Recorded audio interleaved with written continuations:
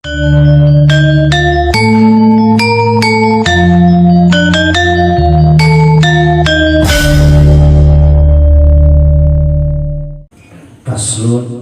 menerangkan manintaqada wudu'uhu. Faslun bermula ini suatu pasal. Ada enggak? Ya. Manintaqada apa-apa? Yang kemarin nawaqidul wudu'i. Sekarang bawahnya itu. Benar enggak? Ya.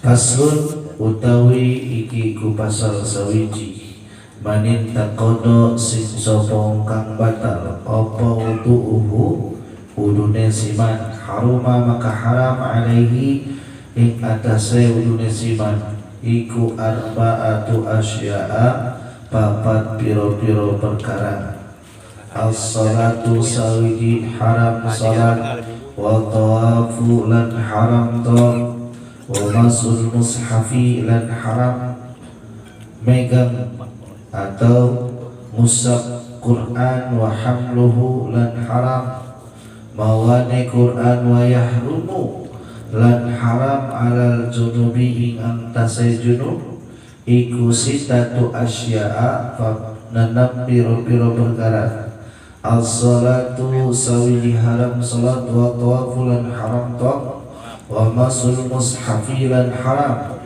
musab Quran wa hamluhu lan haram mawani Quran wa lubsu lan haram menang bil masjidi ing dalam masjid wa qiraatul Quran lan haram maca Quran wa yahrumu lan haram bil haidi ing atase wong kang haid ing apa asyaratu asya'a papat piro-piro 10 piro-piro perkara as-salatu sawiji haram salat wa tawafulan haram tawaf amasul mushafi lan haram memegang Quran wa hamluhu lan haram membawani Quran wa lubsu lan haram menang fil masjidi ing dalam masjid wa qiraatul Quran lan haram maca Quran wasaumu lan haram puasa wa talaqu lan haram den talak wal mururu lan haram ngaliwat bil masjidi ing dalam masjid in khofat namun wedi iya siwadon talwisahu ing murad marente getih wal istimta'u lan haram menang bima baina suhrati wal rukbati kalawan suhrati warukbati kalawan bedel warukbati lan dengkul. Bismillahirrahmanirrahim. Faslun bermula ini suatu pasal menerangkan tentang maninta kodo barang siapa orang yang batal wudu'uhu yaitu wudu'nya haruma maka haram alaihi atas seseorang itu arba'atu asya'a ada empat perkara haram nih bagi orang yang batal wudu. Yang pertama haram salat yang pertama wa tawafu lan haram tawaf. Jadi kalau kita tawaf nih dipertahankan wudunya. Kalau misalkan wudunya batal, ambil wudu lagi, ya, jangan sampai sia-sia ibadahnya. Capek-capek, ya kita sudah keluar tenaga, keluar harta, nyampe sana nggak dipakai ilmunya, ya, sayang, ya. Yang pertama haram sholat. Jadi yang batal wudu jangan coba-coba untuk langsung sholat, capek-capek doang sholatnya. Yang kedua haram tawaf, ya. Apa itu tawaf? Mengelilingi Ka'bah, ya. Ya mudah-mudahan ya seluruh jamaah diberikan takdir oleh Allah Subhanahu wa taala bisa melaksanakan tawaf. Amin ya Allah ya Rabbal alamin. Ya, wa masul mushafi, dan diharamkan memegang Quran. Hati-hati nih ya, karena Quran itu, Al-Quran itu adalah kitab suci yang dibawa oleh Allah, diberikan kepada Rasulullah Sallallahu Alaihi Wasallam. Kita harus memuliakannya. Kalau kita ingin bisa baca Quran, kita muliakan dulu Qurannya. Jangan sampai taruh di bawah. Ya, kalau kita pengen bisa baca kitab, pengen bisa baca Quran, kita muliakan dulu kitabnya. Kadang-kadang ya kita pengen bisa baca Quran, tapi Qurannya ditaruhnya sembarangan. Gimana mau masuk? Ya, kita muliakan dulu, cinta dulu kita sama Al-Quran. Ya, kalau cinta, setelah cinta maka kita masuk ke dalamnya tuh. Ya, masuk ke dalam Quran, kita lihat dulu tulisannya, Masya Allah, ini remang-remang ya, kayak semut. Ya, setelah kita lihat, pelan-pelan ya, pelan-pelan kita baca, pelan-pelan kita pelajari. Ya, itu namanya cinta. Ya. Wa hamluhu, lan haram membawa Al-Quran, megang bawa Al-Quran. Gak apa-apa pakai kantong kresek ini, gak apa-apa pakai tas ini, jangan ya, karena kita tidak punya wudu ya. Masya Allah, ini ada Al-Qurannya ya.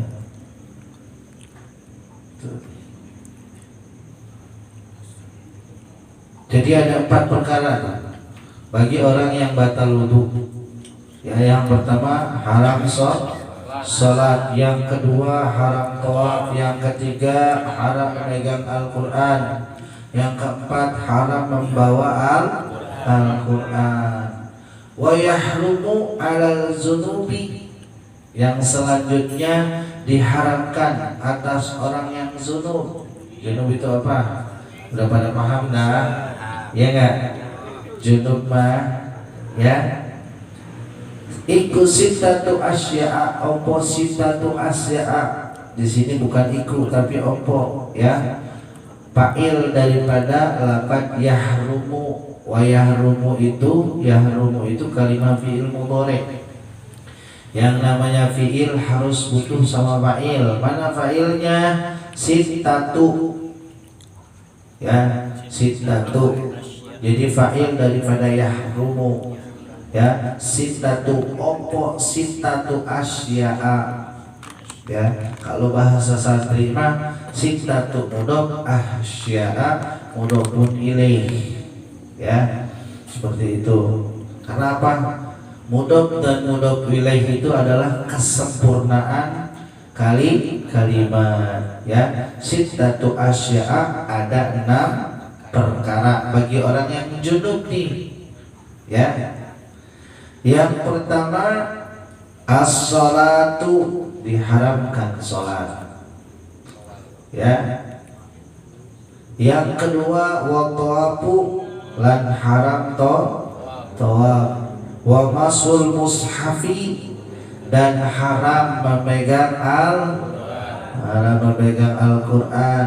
Wa hamluhu, lan haram membawa Al-Quran bagi yang junub nih ya, bagi yang junub. Yang selanjutnya walubsu bil masjidi, dan haram diam di dalam masjid. Makanya kalau lagi junub mandi dulu di rumah, jangan langsung ke masjid. Kita diharamkan ya, haramkan diam di dalam masjid. Wa qiraatul Quran, apalagi baca Quran diharamkan ya. Tuh, jadi ada 6. Yang pertama bagi orang yang zunub diharamkan as-sholatu. Yang pertama haram sholat, mandi dulu sebelum sholat ya. Yang kedua wa tawafu, lan haram tawaf. Jarang dia enggak? Jarang kalau yang junub itu tawaf ya. biasanya nggak mikir dah ke situ mah, ya kalau mau tawaf, ya cuma dikhawatirkan, ya kita habis tidur sama istri langsung tawaf, maka tawafnya itu bukan jadi pahala, ya tapi menjadi dosa. Atau misalkan langsung ke masjid, di masjidnya nungguin azan, ketiduran, tuh tidurnya itu menjadi dosa buat kita, bukan menjadikan pahala, karena kita dalam keadaan zunub. Dapat dipahami insyaallah, ya. Yang selanjutnya, wa masul mushafi, haram kita memegang Al-Qur'an, wa hamluhu, dan selanjutnya haram juga membawa Al-Qur'an, wa lumsu fil masjidi, yang selanjutnya tadi diam di dalam masjid. Makanya nih, ya kalau misalkan habis junub, misalkan kita dalam keadaan junub, jangan ke masjid dulu, mandi dulu, ya mandi dulu, bersuci dulu kitanya. Wa qiraatul Qur'an, yang terakhir adalah haram membaca Al-Qur'an, apalagi zikir, ya tuh. Jadi ada 6. Selanjutnya, wa yahrumu bil haidi. Nah, ini diharamkan bagi orang yang haid. Ustaz, ini makan buat perempuan, laki-laki pun harus tahu, ya khawatir nanti istri kita dalam keadaan haid gak tahu hukumnya, main duduk di dalam masjid, duduk di dalam musola, ya padahal itu hukumnya haram. Di sini ada wa yahrumu, dan diharamkan bil haidi, bagi orang yang haid. Ini khusus perempuan, tapi laki-laki harus tahu. Karena apa? Suami itu tanggung jawab dunia akhirat, bukan hanya rezeki doang yang tanggung jawab, tapi ubudiyahnya, ibadahnya harus diperhatikan.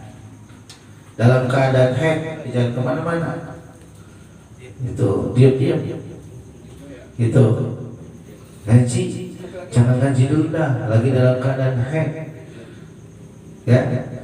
Wa yahrumu bil haidi asyaratu asya'a, opo asyaratu asya'a, ada 10 perkara bagi orang yang haid diharamkan. Nih, bagi orang yang haid diharamkan ada 10 perkara. Yang pertama as-salatu, diharamkan sholat. Udah puguh dah itu mah, ya. Nanti ada penerangannya haid itu apa, banyak-banyaknya haid itu apa, sedikit-sedikitnya haid itu apa, terus darahnya haid itu seperti apa, nanti ada di dalam kitab ini. Insyaallah nanti pelan-pelan kita akan belajar, ya. Yang kedua, wa tawafu, lan haram tawaf. Ini kalau kita, ya menunaikan ibadah haji atau umroh sama istri, ya tanya istri kita, jangan diam baik, lagi halangan atau enggak, lagi datang haid atau enggak. Kalau datang haid diam-diam, jangan mikut-mikut tawaf, ya. Wa masbul mushafi, dan diharamkan memegang Al-Qur'an. Mentang-mentang suami mah tolong ambilin Al-Qur'an, lagi halangan enggak apa-apa, jangan. Yang tanggung jawab nanti yang masuk duluan ke neraka bukan istri, tapi suami. Karena apa? Istri dalam keadaan haid kita membiarkan begitu saja. Kita tanya, ya ini mananya kalau malam doang, ya nggak, mah? Ya halangan nggak? Masya Allah, ya. Jangan kita tanya sehari-harinya, ya. Tanya kalau malam doang ini mah. Itu jangan kita tanya sehari-harinya. Mau kemana mah? Mau haji di mana? Di musola? Jangan. Lagi haid, ya. Wa hamluhu, dan haram membawa Al-Qur'an. Biasanya ibu-ibu mana mau ngaji, Haji ini mana undangan ke tetangga, bawa suratul Yasin di tasnya, padahal itu Al-Quran. Hati-hati ya. Kita tanya mau kemana, mah jangan biarkan dalam keadaan haid itu. Istri dalam keadaan haid itu adalah istri dalam keadaan pengawasan suami. Jadi jangan dibiarkan, ya, jangan dibiarkan. Walubsu fil masjidi, dan diharamkan diam di dalam masjid, diharamkan nih. Walubsu fil masjidi, haram bagi orang yang haid diam di dalam masjid maupun musola, sama aja. Masjid sama musola sama, beda nama tapi sama fungsinya. Bapak sama anak. Ya, bapak sama anak itu kembar siam. Ya, maupun di musola, di masjid itu tempat sholat, diharamkan bagi orang yang haid. Ya. Wa qiraatul Quran, dan haram membaca Al-Quran. Wassaumu, haram puasa maupun puasa wajib maupun puasa sunat, diharamkan bagi orang yang haid. Wa talaku, ya, yang selanjutnya haram ditalak. Ya, ini terkadang ya, masya Allah luar biasa. Ya, talak ini zaman sekarang ini lagi luar biasa nih. Kemarin saya mengalami suatu permasalahan. Ada seorang suami istri. Ternyata suaminya ini sudah mentalak 3, talak bain. Talak bain ini menurut hukum syara, menurut hukum fikih sudah talak yang sangat fatal, dan itu nggak bisa kembali lagi kecuali istri dan suaminya itu menikah dengan orang lain, sama-sama menikah kemudian rujuk lagi, boleh seperti itu. Tapi dalam urusan agama, kantor agama itu tidak ada yang namanya talak 3. Luar biasa ini.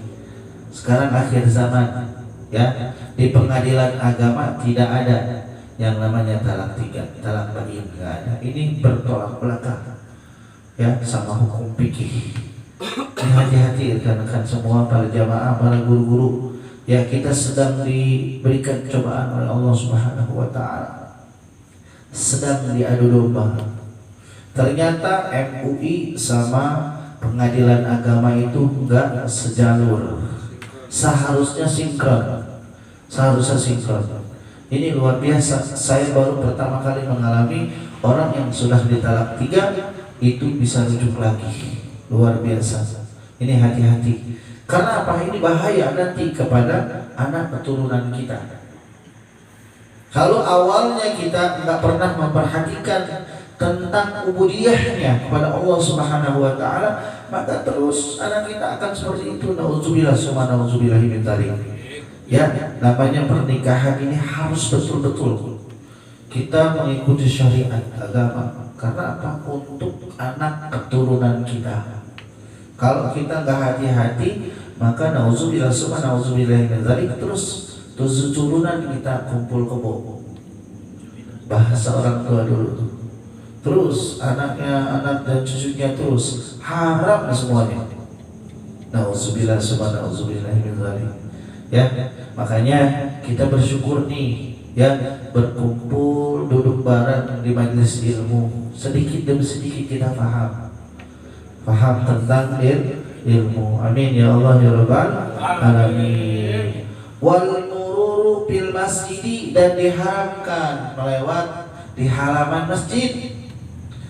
Jangankan diam di dalam masjid, lewatnya depan masjid pun diharamkan. Kenapa? Talwisahu, dikhawatirkan darahnya itu ada yang apa? Netes. Ya. Wal istimta'u bima baina sukhrati wal rukbati, khawatir di antaranya itu tetesannya itu di antara dengkul dan bucel, itu takutnya netes. Ya, zaman sekarang sih canggih ya, ada ininya, peredam. Ada peredam, khawatir, ya, khawatir. Karena apa? Walaupun ada peredamnya, tapi tetap dia membawa darah kotor, ya, darah haid. Itu makanya ya, kita suami ini harus perhatikan, ya, istri dalam keadaan haid kita tanya kalau keluar kemana, gitu. Kalau masuk masjid jangan lewat situ, lewat sini aja. Kamu udah dalam keadaan haid, seperti itu. Pak Ustaz, saya mah di musola bukan di masjid, sama aja. Ya, cuman bedanya musola itu kecil, masjid itu gede. Ya, musola ini sebetulnya masjid juga, cuman masjid bukan jami. Kalau yang besar itu masih jami. Ya, mana orang tua kita dulu namanya musola. Jadi masjid, ya. Ya, musola atau langgar dulu mas. Ya, sampai sekarang tuh. Ya, padahal itu sama fungsinya, tempat sujud. Ya, masjid itu adalah asal kata dari sajadah. Sajadah yasjudu sajdan, wa masjadan ma huwa sajidun, wa ma wazaka masjudun. Isjad la tasjad masjadun masjadun misjadun masjad. Masjid itu adalah isim alat tempat isi makan masjidun misjadun isi makan, bahasa nahu sorobnya isi makan itu adalah tempat sujud, asal kata dari sajadah, ya, sujud, ya, masjidun misjadun, gitu, ya. Kalau bahasa nahu sorobnya, ya, masjidun itu adalah isi makan itu adalah tempat, ya, tempat sujud, ya. Makanya, ya, hati-hati kita di masjid, ya, kita muliakan karena itu tempat kita sujud beribadah kepada Allah Subhanahu wa taala. Di antaranya makruh kita membuka aurat di dalam masjid, apalagi kita tidak pakai peci di dalam masjid, kita nggak hormat sama Allah. Apalagi merokok dalam masjid diharamkan, ya, dimakruhkan, bukan diharamkan, dimakruhkan. Karena apa? Su'ul adab sama Allah, ya, nggak ada adab sama Allah. Apalagi kita ngobrol tentang keduniaan di dalam masjid. Nauzubillah, summa nauzubillah min dzalik. Bahkan tertawa di dalam masjid. Man dahaka fil masjidi zulmatun fil kubri. Kita ketawa di dalam masjid, suatu kegelapan nanti di dalam kubur kita. Nauzubillah, summa nauzubillah min dzalik. Ya, itu di dalam masjid. Ya, makanya ketika kita di dalam masjid, niatkan, ya Allah, saya ini adalah mendosa. Saya ini datang ke sini hanya ingin cari ridho-Mu, ya Allah. Saya sujud kepadamu, saya ibadah kepadamu. Seperti itu dalam hati kita. Jangan ada niat-niat yang lain, apalagi pengen kesebut sama orang, ya. Nauzubillah, subhanallah min dzalik. Faslun asbabut tayammumi wallahu a'lam bimuradi.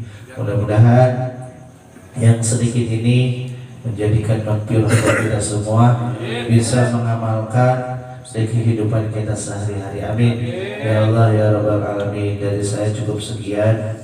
Mohon maaf apabila cara baca dan penyampaiannya kurang tersusun atau kurang rapi. Saya minta ridhonya. Itu suatu kebutuhan dari saya pribadi. Seandainya pun yang saya katakan benar, itu datang dari Allah Subhanahu wa taala. Untuk penutup doa, insyaallah akan dibacakan oleh Bapak Haji Idrus, ya, orang tua kita luar biasa, walaupun jauh tetap semangat dalam ilmu. Dari saya billahi taufiq wal hidayah. Assalamualaikum warahmatullahi wabarakatuh.